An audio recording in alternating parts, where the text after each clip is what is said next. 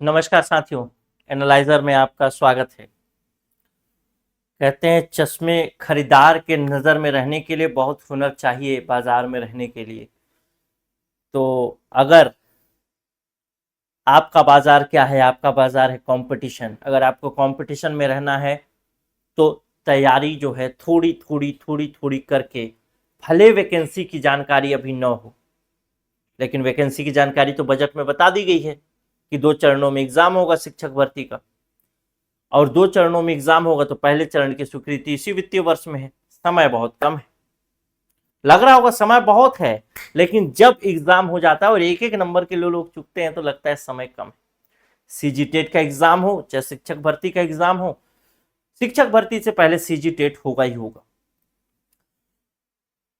तो जरूरी है कि आप अपने आप को तैयार रखें। जो वक्त की आंधी से खबरदार नहीं है, कुछ और भी होंगे, वो कलमकार नहीं है। तो वक्त की आंधी से आपको खबरदार रहना है। कभी भी नोटिफिकेशन आ सकता है, कुछ भी हो सकता है, और उस समय फिर समय गंवाने का कोई फायदा नहीं है। इसीलिए मैं आपको जागरूक करने के उद्देश्य से धीरे धीरे वीडियो डालते जा रहा हूं। शिक्षक भर्ती हो चाहे सीजी टेट हो, दोनों में ही समावेशी शिक्षा से संबंधित प्रश्न पूछा ही जाता है। समावेशी शिक्षा, समावेशी शिक्षा क्या है, इस पर बहुत ज्यादा फोकस तो नहीं करूंगा, लेकिन बस इतना ही कहना चाहूंगा कि समाज में कई तरीके के बच्चे पाए जाते हैं। जैसे कुछ बच्चे होंगे जो शारीरिक रूप से निःशक्त बच्चे होंगे, कुछ बच्चे होंगे जो कि पिछड़े बच्चे होंगे, पिछड़े बालक होंगे, कुछ बच्चे समस्यात्मक बालक में आते हैं, कुछ बच्चे अपराधी बालक में, कुछ बच्चे प्रतिभाशाली बालक में। हर एक प्रकार के बच्चे होते हैं। कुछ बच्चे ऐसे होते हैं जो पिछड़े पृष्ठभूमि से हैं, यानी उनके माता पिता गरीब हैं। कुछ बच्चे ऐसे हैं जो कि अलग भाषा बोलते हैं, सामान्य जो लोग बोलचाल बोलते हैं उनकी भाषा क्या है, भाषा अलग है। कुछ बच्चे ऐसे हैं जो कि जिनकी संस्कृति शाकाहारी की है, कुछ बच्चों की संस्कृति मांसाहारी की है, मांसाहारी की है।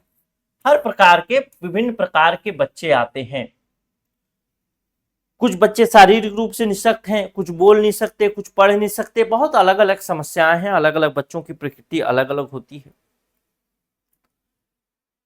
अब इनको पढ़ाने के लिए 3 तरीके हो सकते हैं।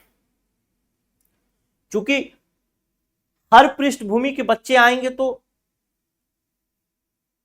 उनको पढ़ाने के 3 तरीके हो सकते हैं। पहला क्या है कि सबसे पहला कि विद्यालय एक ही हो। विद्यालय क्या हो, विद्यालय एक हो, लेकिन इस विद्यालय में अलग अलग पृष्ठभूमि के बच्चों के लिए अलग अलग कक्षाएं हो। जैसे कोई बच्चा है जो पिछड़ा बालक है, कोई बच्चा है जो समस्यात्मक बालक है, कोई बच्चा है निःशक्त बालक की श्रेणी में आ रहा है, कोई बच्चा है जो कि अपराधी बालक की श्रेणी में आ रहा है, कोई बच्चा है प्रतिभाशाली बालक की श्रेणी में आ रहा है। तो उनके लिए अलग अलग कक्षाएं बना दिए जाए।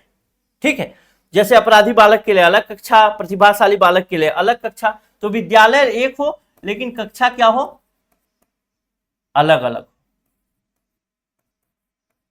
जैसे 3 कक्षाएं, एक कक्षा ये, दूसरा कक्षा ये, तीसरा कक्षा ये, इस तरीके से बांट सकते। दूसरा तरीका क्या है, दूसरा तरीका यह है कि उनका जो अलग अलग प्रकृति के बच्चे हैं, अलग अलग प्रकृति के बच्चों के लिए अलग अलग विद्यालय ही कर दिया जाए।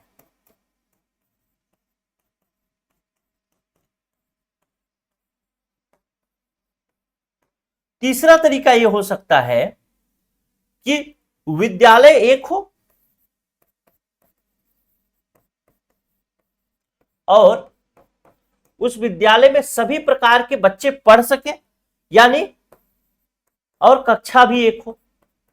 इसमें भी तो सभी प्रकार के विद्यालय बच्चे पढ़ ही रहे हैं, लेकिन विद्यालय एक हो, कक्षा भी एक हो, और इसी कक्षा में एक एक हो मतलब पहली कक्षा नहीं, एक ही कक्षा हो, इसी कक्षा में सभी प्रकार के विद्यार्थियों को, सभी प्रकार के बालकों को पढ़ाया जाए,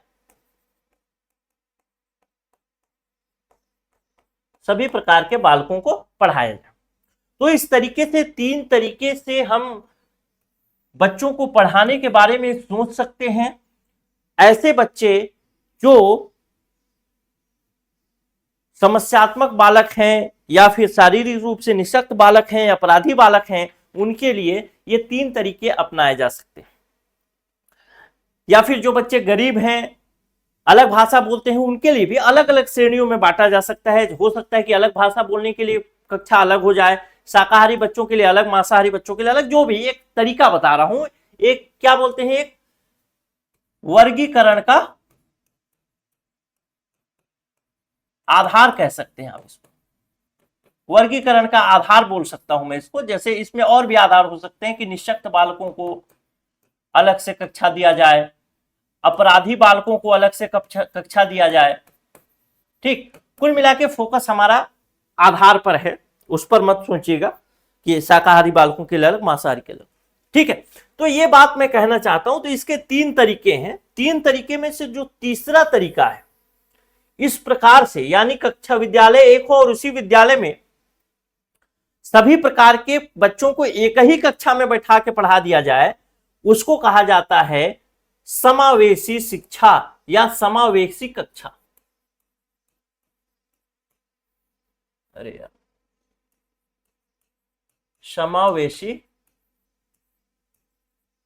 कक्षा, इंक्लूसिव क्लास, या इसी को बोलेंगे समावेशी शिक्षा। ठीक है, समावेशी शिक्षा। अब इसी समावेशी शिक्षा में कई प्रकार के बालक आते हैं। जैसे कौन कौन से बालक हो सकते हैं समावेशी शिक्षा के अंतर्गत जिनको एक साथ पढ़ाना है? तो आप बोल सकते हैं, पहला तो निशक्त बालक हो सकते हैं। पहला कौन हो सकते हैं? निशक्त बालक। दूसरा पिछड़े बालक हो सकते हैं, पिछड़े बालक।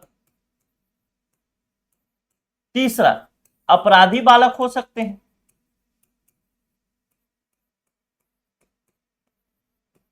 या चौथा, जिसको क्या बोलते हैं, उसको प्रवीण बालक नहीं, प्रखर बुद्धि वाला, क्या बोलते हैं उसको, एक समस्यात्मक बालक होगा और एक होगा प्रतिभाशाली बालक। चौथा लिख देता हूं, समस्यात्मक बालक। और एक बिंदु हो सकता है जिसको बोल सकते हैं प्रतिभाशाली बालक।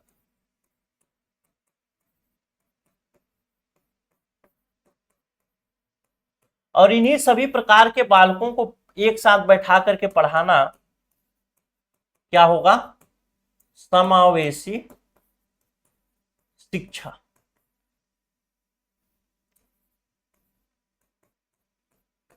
समावेशी शिक्षा हो। ठीक, अब आज के इस वीडियो में मुख्य रूप से मैं बात करूंगा पिछड़े बालक। ठीक है, कि किस बालक को हम पिछड़े बालक के रूप में चिन्हांकित कर सकते हैं या किस बालक को पिछड़े बालक के रूप में माना जाएगा। पिछड़े बालक होने के कई, क्या बोलते हैं उसको, बैकग्राउंड हो सकते हैं। बैकग्राउंड यानी पृष्ठभूमि हो सकते हैं, पृष्ठभूमि हो सकते हैं, यानी कई कारण हो सकते हैं। हो सकता है कोई बच्चा हो जो गरीबी की वजह से पिछड़ गया हो। कोई बच्चा है जो वंचना के कारण पिछड़ गया हो। वंचना मतलब मान लेते हैं उसके गांव में स्कूल ही नहीं था, जा नहीं पाया, उसके वजह से पिछड़ गया हो। या कोई शारीरिक समस्या हो,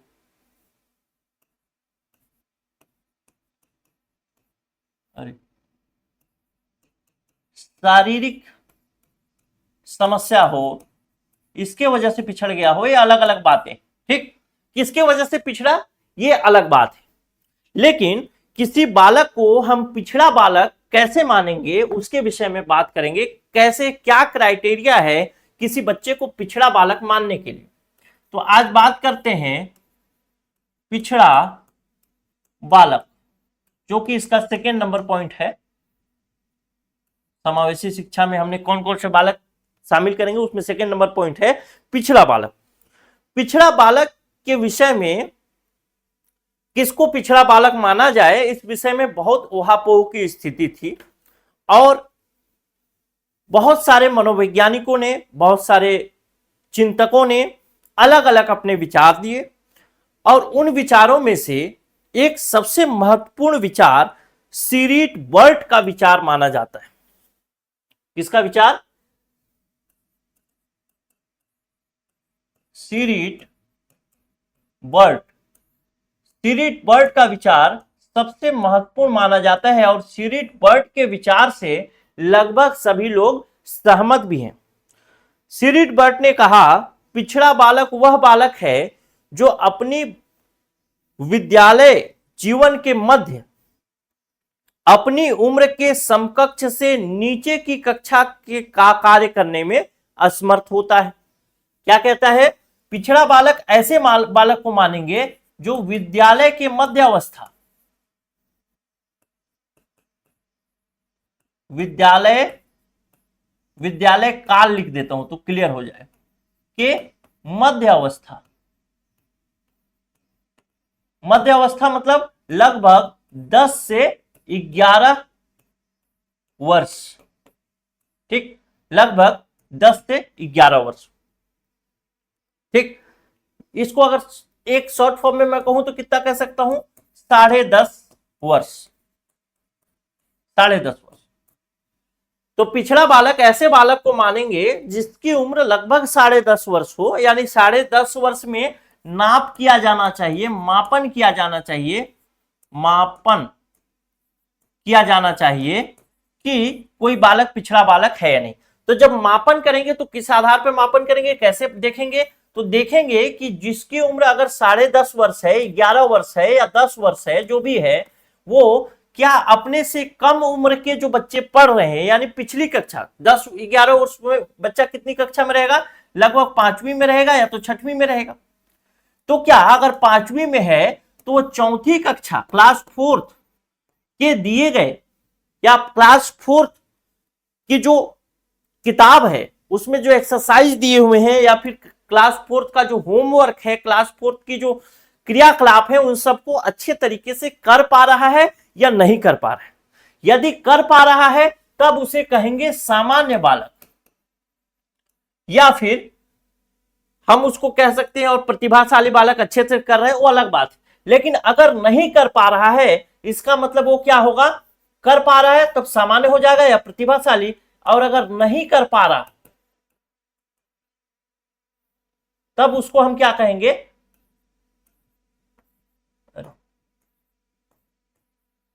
पिछड़ा बालक। पिछड़ा बालक कब कहेंगे? जब वह नहीं कर पा रहा। लेकिन यहां से बात नहीं बनी और सीरीट बर्ट ने कुछ और भी बातें कही। ये बात तो सीरीट बर्ट ने एक सामान्य चीज से कहा, लेकिन सीरीट बर्ट ने कहा कि मैं इसके लिए क्या देना चाहता हूं? सूत्र देना चाहता हूं, एक फॉर्मूला देना चाहता हूं। इस फॉर्मूला में नाप सकते हैं कि कोई बालक जो है वो पिछड़ा बालक है या नहीं है। तो सीरीट बर्ट के फॉर्मूले की बात करूं मैं, सीरीट बर्ट फॉर्मूला की बात करूं तो सीरीट बर्ट का फॉर्मूला कहता है, सामान्य सा फॉर्मूला कहता है, जैसे हम बुद्धि लब्धि निकालते हैं वैसे ही सीरीट बर्ट ने फॉर्मूला दिया और उस फॉर्मूला का नाम रखा, सीरीट बर्ट के फॉर्मूला का, शैक्षिक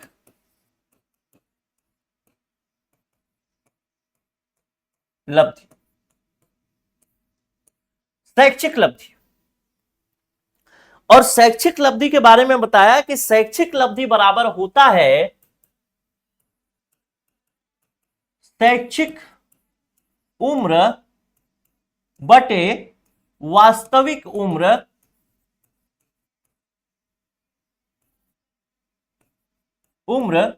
गुणे 100।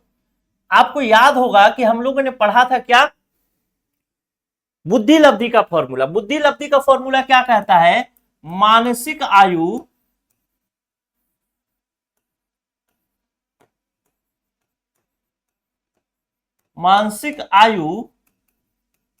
बटे वास्तविक आयु गुणे 100। सेम फॉर्मूला सीरीट बर्ट ने दिया, लेकिन मानसिक आयु को उसने शैक्षिक आयु में बदल दिया और बुद्धि लब्धि को उसने शैक्षिक लब्धि में बदल दिया। चलिए एक फॉर्मूला के थ्रू देखते हैं कि कोई बालक पिछड़ा बालक कब माना जाएगा।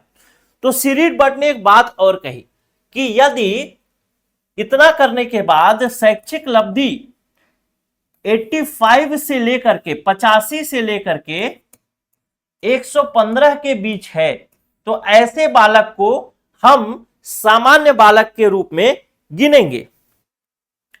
और यदि 115 से ऊपर है तब ऐसे बालक को हम किस में गिनेंगे? विशिष्ट बालक में, या क्या बोलते हैं उसको, एक सामान्य भाषा में बोलते हैं ना, प्रतिभाशाली बालक में गिनेंगे। ठीक, लेकिन सीरीट बर्ट का फोकस, हम अभी प्रतिभाशाली बालक पे नहीं जाएंगे, सीरीट बर्ट का मुख्य फोकस था कि मैं पिछड़े बालक को कैसे, अगर कोई बालक पिछड़ा है तो पिछड़े बालक को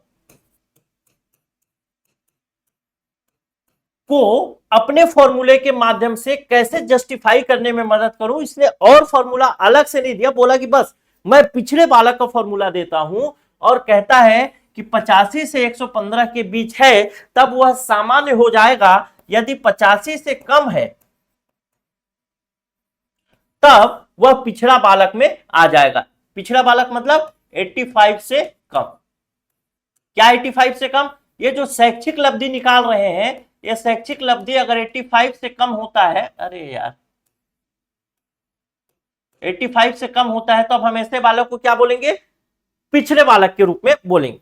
चलिए एक निकाल करके देखते हैं। मान लेते हैं कोई बच्चा जो है जिसकी शैक्षिक उम्र कितनी है? 10 वर्ष है, अर्थात वो कक्षा 5वीं में पढ़ना चाहिए और उसकी वास्तविक उम्र 15 वर्ष है।